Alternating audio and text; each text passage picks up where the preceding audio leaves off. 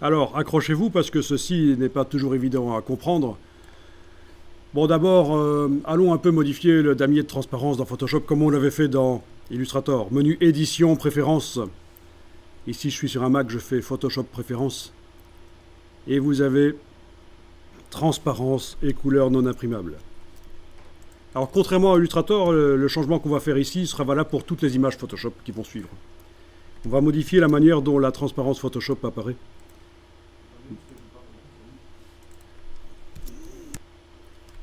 Voilà, je mets par exemple une grille espacée, une couleur moyenne. Bon, vous savez ce qu'on a fait dans Illustrator. On avait choisi ça, une grande grille et couleur moyenne, mais en plus on avait pris un des deux échantillons et changé sa couleur pour qu'il ressemble plus à l'autre. Donc faites ça, cliquez sur lui et changez sa couleur. Ah tiens, on voit derrière en temps réel ce que ça donne, c'est pas mal ça. Hein. Ok, et voilà, on a une grille de transparence un peu plus acceptable.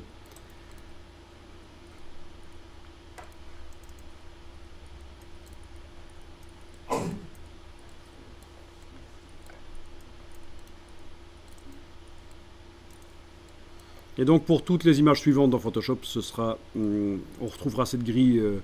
Tant qu'on ne remet pas à zéro Photoshop, on va la retrouver. Ça, c'est la différence par rapport à Illustrator où c'est le réglage de la transparence, la manière dont elle s'affiche, est propre à chaque document Illustrator. Alors, ce qui n'est pas évident à comprendre, c'est ce qui va suivre. Ce qu'on voit là, c'est quoi? C'est notre document Illustrator qui a été transformé en pixels. Si on zoome, on voit que ce sont des pixels. Ce sont vraiment des pixels. Donc si je modifie le document Illustrator et que je l'enregistre sur les disques durs, ça ne va pas se mettre à jour.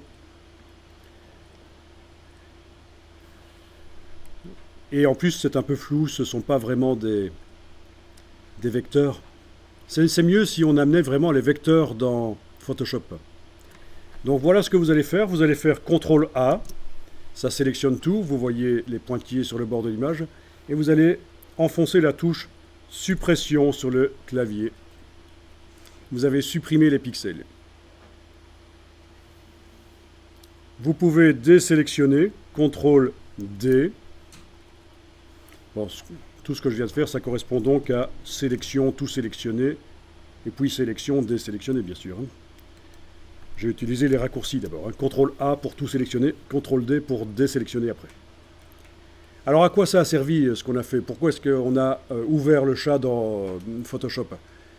Ben, c'est pour avoir la dimension de l'image du chat. Elle est là, la dimension de l'image du chat. Et maintenant, je vais importer les vrais vecteurs dedans. On y va. Fichier importer.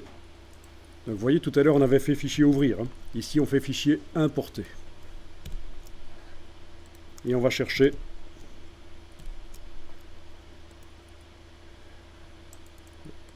le chat.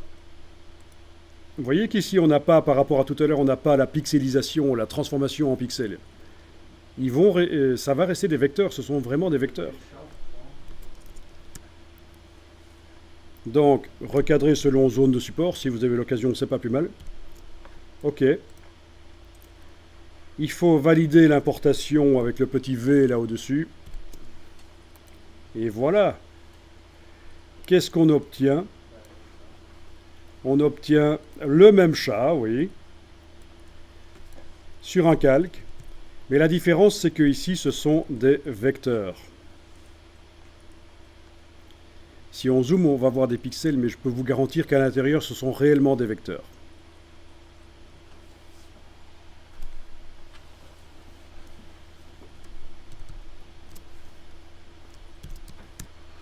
Donc ce qu'on voit là, un calque comme ça, avec une icône comme ça, c'est ce qu'on appelle un objet dynamique. Un objet dynamique, ça veut dire qu'à l'intérieur de ça, il y a quelque chose, et dans ce cas-ci, qu'est-ce qu'il y a à l'intérieur? Des vecteurs Illustrator. Si vous essayez de dessiner au pinceau sur un objet dynamique, essayez, pinceau, il va vous mettre un message quand vous cliquez dessus. vous devez pixeliser cet objet dynamique. Dans ce cas-là, ne cliquez pas sur OK, vous allez perdre le bénéfice de l'objet dynamique, c'est-à-dire le fait que ce sont des vecteurs à l'intérieur. Si je vous le montre ici, c'est l'erreur à ne pas faire, justement. Bon, mais pour bien comprendre tout ça, il faudrait une formation Photoshop, bien sûr, et ça, vous pouvez apprendre Photoshop par vous-même. Il y a plein de formations, notamment sur YouTube, des choses gratos qui sont pas mal faites. Donc, retenez ça. Importer le fichier, mais l'importer dans quoi? Pour qu'il soit à la bonne taille, il faut d'abord ouvrir le fichier Illustrator, pixeliser, supprimer les pixels et importer le fichier Illustrator dedans. Et retenez également que vous ne pouvez pas commencer à transformer l'objet dynamique en pixels. Ne le pixelisez pas. Typiquement, c'est ce que Photoshop vous propose quand vous essayez de dessiner au pinceau dessus, mais ne faites pas ça. Alors nous allons mettre des filtres sur ce calque. Et il se trouve que quand on met des filtres sur un objet dynamique, les filtres apparaissent dans la palette des calques de Photoshop. Vous allez pouvoir tester ça. On y va. On va mettre de la texture sur le chat.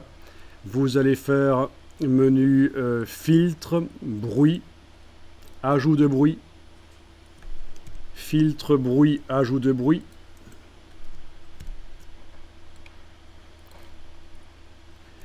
Vous allez éventuellement augmenter la quantité. Éventuellement, vous pouvez cocher l'option monochromatique pour que la couleur ne change pas trop. Voilà. On voit clairement la différence ici. Avec l'option monochromatique, on a la même couleur. Et sans l'option monochromatique, on a plein de couleurs différentes. Donc voilà, cliquez sur OK.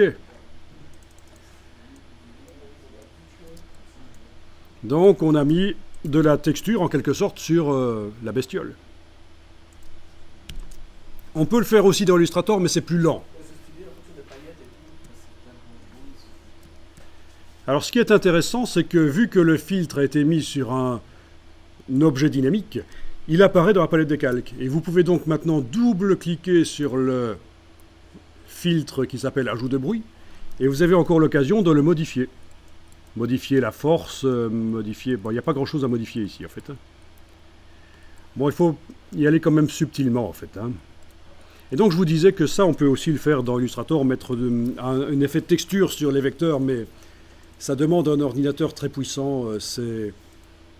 Vous allez voir que parfois, quand la carte graphique n'est pas bonne, ça plante, c'est lent. Et donc, dans Photoshop, ça marche mieux.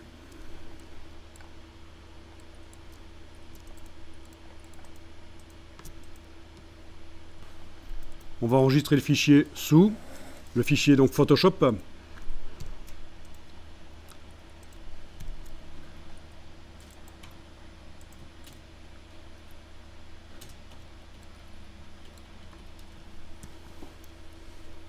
Alors on peut également changer les couleurs. En mettant un calque de réglage au-dessus du calque du chat. Allez-y, menu calque, nouveau calque de réglage.